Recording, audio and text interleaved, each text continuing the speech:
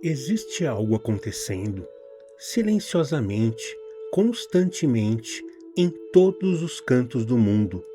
Algo que muitos veem, mas poucos realmente compreendem.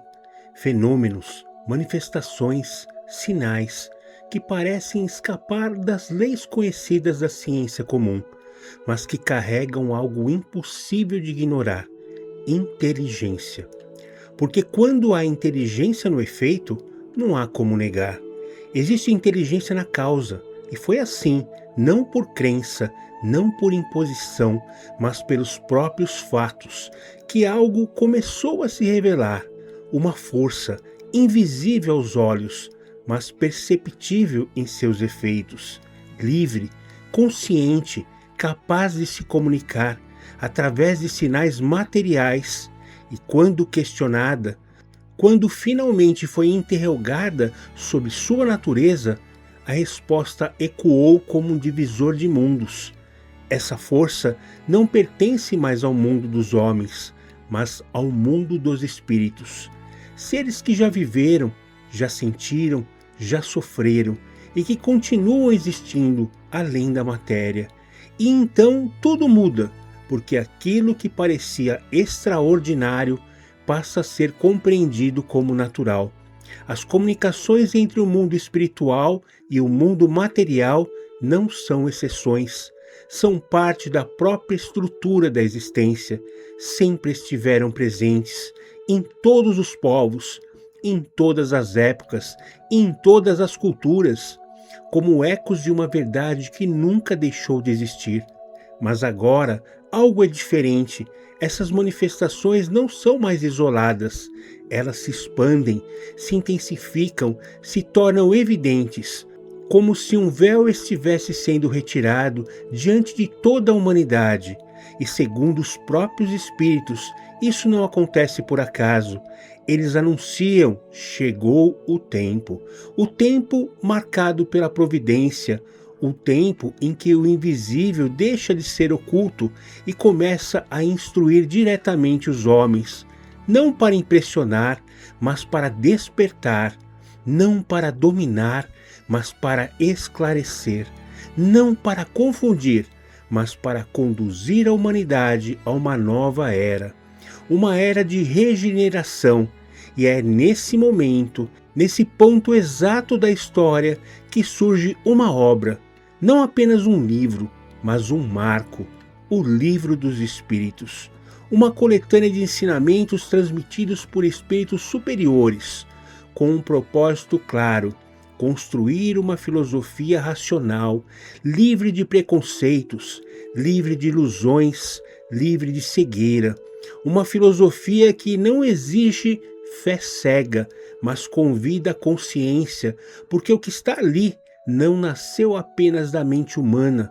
O homem organizou, estruturou, escreveu, mas o pensamento, a essência, a verdade, passou pelo crivo dos espíritos superiores. E quem são esses espíritos?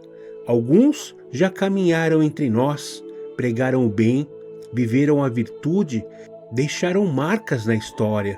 Outros nunca foram conhecidos pelos homens, mas são reconhecidos por algo muito maior: a pureza daquilo que ensinam, a elevação daquilo que transmitem. E então vem o chamado, direto, firme, quase solene, uma mensagem que atravessa o tempo, persiste mesmo quando vier a crítica, mesmo quando surgirem opositores, mesmo quando a dúvida tentar se infiltrar, contínua, porque essa obra não pertence apenas a um homem, ela faz parte de algo maior, um edifício espiritual, que um dia deverá unir todos os homens em um único sentimento: amor e caridade. Mas não se engane, o caminho não seria fácil. Os próprios espíritos alertam: haverá resistência, haverá contradição, haverá vozes que tentarão confundir. E mais ainda, nem todos os espíritos falam com pureza. Alguns, ainda presos à ignorância, ao orgulho, à imperfeição, podem semear dúvida por malícia ou por falta de luz. E aqui nasce uma das maiores lições: discernimento. Nem tudo que vem do invisível é verdade, nem toda voz espiritual é elevada, nem toda manifestação é confiável. Por isso, não basta acreditar, é preciso compreender, sentir, analisar e, acima de tudo, manter o coração alinhado com o bem, porque a verdadeira espiritualidade não cresce na vaidade, não floresce na ambição, não se sustenta no orgulho. Ela nasce na humildade, na entrega, na sinceridade da alma, e há um símbolo que resume tudo isso: a videira. A cepa representa o corpo, o licor representa o espírito e o fruto, a alma. O espírito unido à matéria, e a lição é clara: o espírito se purifica pelo trabalho, pela experiência, pela vida vivida com consciência. Nada é em vão, nada é perdido, tudo, absolutamente tudo, é aprendizado. E no fim, depois de todos os avisos, de todas as orientações, de toda a profundidade, permanece uma certeza: a verdade vai prevalecer. Não importa o tempo, não importa a resistência, não importa a dúvida, ela vai brilhar, porque aquilo que é verdadeiro não depende da aprovação dos homens, depende apenas do tempo certo. Agora eu te faço uma pergunta, não como espectador, mas como alguém que acabou de tocar uma verdade maior. Você está disposto a enxergar além? Porque a espiritualidade real não é confortável, ela não massageia o ego, ela não confirma ilusões, ela transforma. E toda transformação exige coragem. Coragem para questionar, coragem para desapegar, coragem para evoluir. E se esse conteúdo despertou algo dentro de você, não ignore. Isso não é curiosidade, é chamado.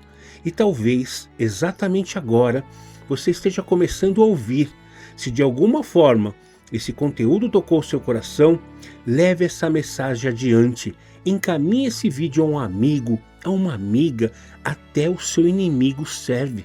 Quem sabe podemos amolecer o coração petrificado dele. Que Deus te ilumine, hoje e sempre.